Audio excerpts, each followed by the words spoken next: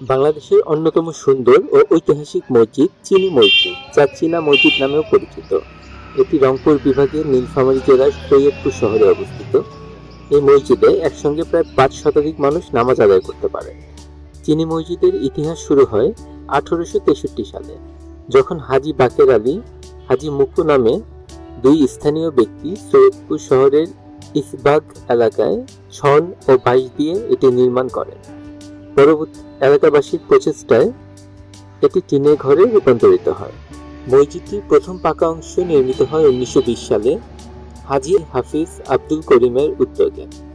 তখন এর দৈর্ঘ্য ছিল ৪০ ফিট এবং প্রস্থ ছিল ৩৯ ফিট। মসজিদটির নকশা ও কারুকাজের জন্য কলকাতা থেকে আনা হয় মরমর পাথর ও চীনামাটি।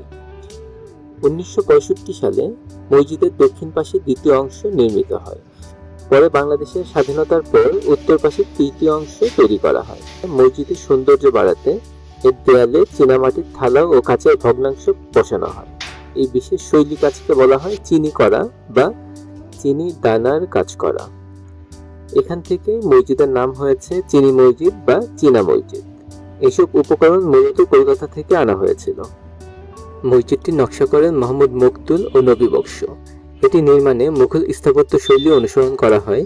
মসজিদের দেয়ালে ফুটিয়ে তোলা হয়েছে ফুলদানি, ফুলের ঝাড়, গোলাপ ফুল, চাঁদতারা ও বিভিন্ন নকশা। মসজিদ নির্মাণে ব্যবহৃত হয়েছে প্রচুর মার্বেল পাথর। এই দ্বিতল মসজিদটিতে রয়েছে ২৭টি ছোট বড় মিনার।